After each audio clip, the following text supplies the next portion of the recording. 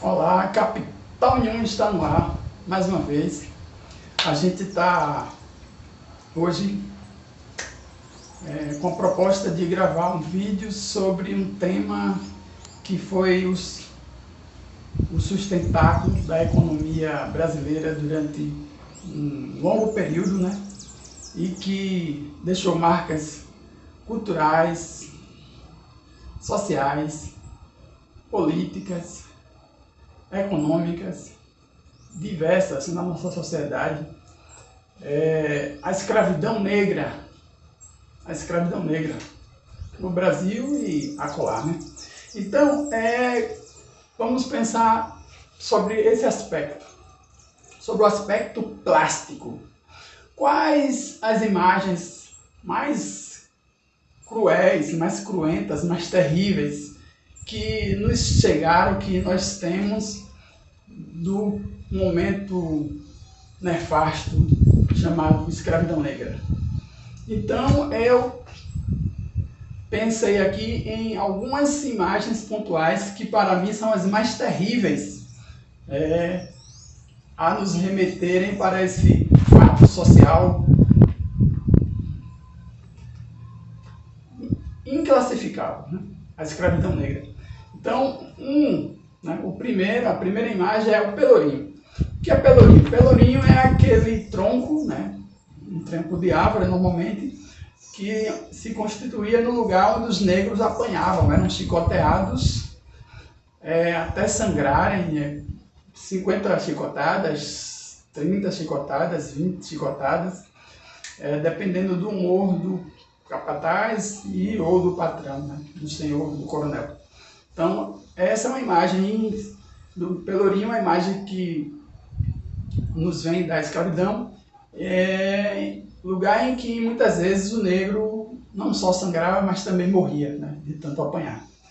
Uma outra imagem que nos vem muito forte do fatos, do fenômeno escravidão negra, que não está ligada ao Brasil, é a palavra Soweto, né? Soweto é um bairro da África do Sul, em que o sistema do apartheid, né, o sistema político do apartheid, social do apartheid, criou um bairro para onde eram levados os negros e onde só moravam negros, né? Então é um símbolo de separação, né? Soweto era um símbolo de miséria, né? África do Sul. Depois nós temos aqui uma imagem terrível, que é justamente o ato de jogar corpos ao mar, e não só corpos, mas também pessoas ainda, escravos ainda, quando eles ainda estavam doentes. Então os navegadores que traziam negros da África,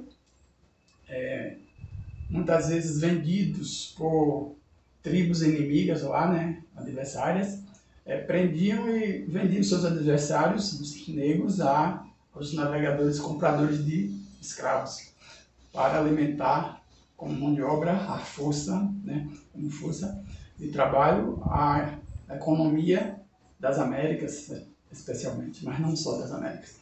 Então, esses corpos eram jogados ao mar, para os animais, para os tubarões, então somente quando ainda estavam doentes, porque para não contaminarem os outros, porque estavam com febre, com diarreia, alguma coisa, então eram jogados ao mar para não contaminar os outros. E bem também, né, quando morriam, eram jogados ao mar. Então, essa imagem de jogar corpos ao mar lembra bem a escravidão, né? Um outro fato, uma outra imagem terrível, é o fato de que os capatazes decepavam, né, imolavam, cortavam as pernas dos negros fugitivos. E não só dos fugitivos, é sabido que eles cortavam também, decepavam, amputavam negros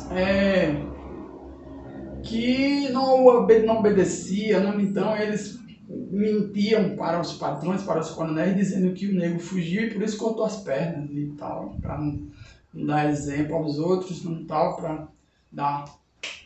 Cortavam e às vezes o coronel estava viajando, visitando as outras fazendas. Quando chegava, o negro estava com as pernas cortadas. Essa é uma outra imagem terrível, né?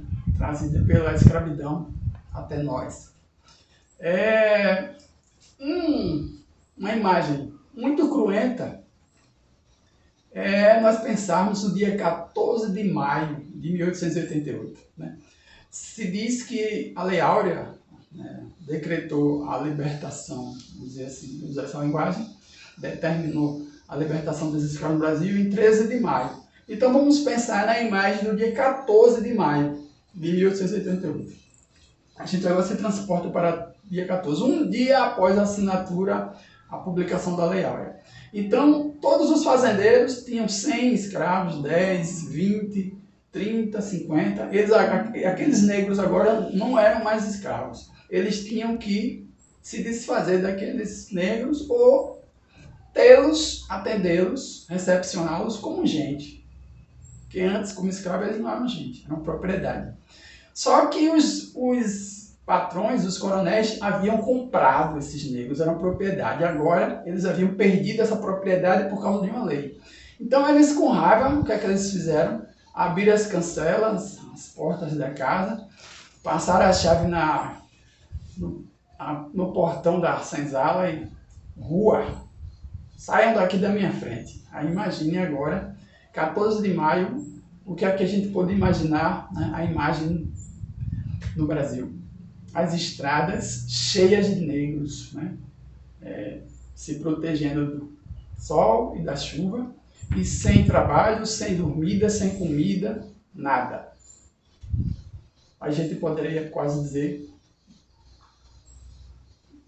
com cor e osso, né, porque eles não puderam sair e levar nada, porque tudo era do fazendeiro. E aí vocês imaginem, e nós todos imaginemos o quadro, né? Que imagem terrível, né?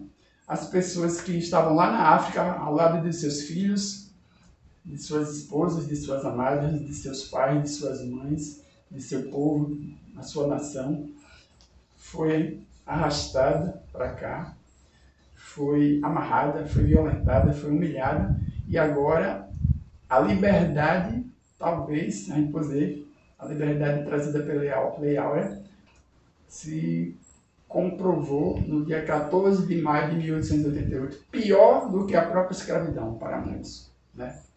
Para muitos, essa liberdade foi pior que o status de escravo, na verdade.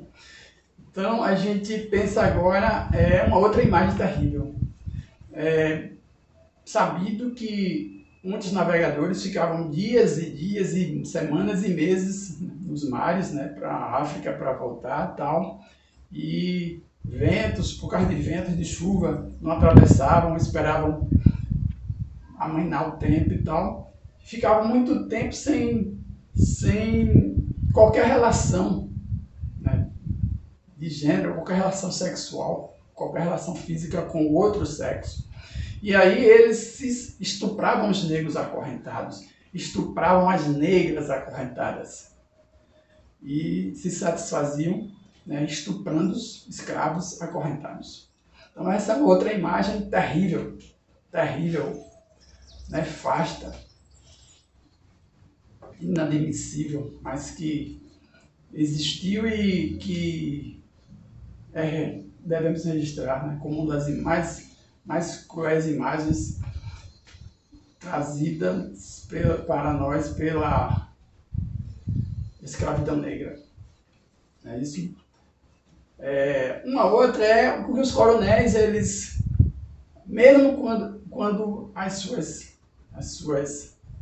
esposas estavam na fazenda, né, ordinariamente quando elas viajavam, eles planejavam viagens para as esposas, para ficarem sozinhos e obrigarem as negras, muitas delas virgens, virem dormir com ele. Mas mesmo quando as esposas estavam na fazenda, na casa grande, ele tinha escritórios, tinha quartos separados em que eles, à noite em que queriam, eles estupravam as negras, estupravam negras, virgens ou não.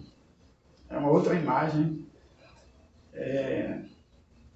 inclassificável, né? Desejada, mas registra-se isso com mais uma imagem cruenta. A gente poderia perguntar, qual dessas imagens, né? Qual dessas imagens lhe seria mais forte, mais chocante? Lembrando só que uma outra, igualmente forte, nos traz a escravidão. É o momento em que os fazendeiros consideravam ter muitos escravos e vendiam seus escravos para outros fazendeiros. Então aqueles escravos eram filhos dos escravos que eles compraram, né? Da escrava e do escravo que ele comprou. Então eles vendiam os filhos para outros fazendeiros, e ali significava dizer a separação da família, e que o filho nunca mais ia ver a mãe nunca mais ia ver o filho, o pai nunca mais ia ver o seu. Então, é uma outra imagem terrível. Mas a gente continua a discussão. Qual dessas imagens é a mais forte, mais contundente para você? E qual dessas imagens mais nos pode remeter para a indagação? O sistema de cotas no Brasil é justo, necessário, útil ou não?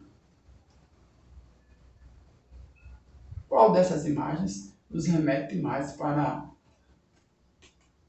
a assertiva de que o sistema de cotas no Brasil é algo positivo, afirmativo e justo?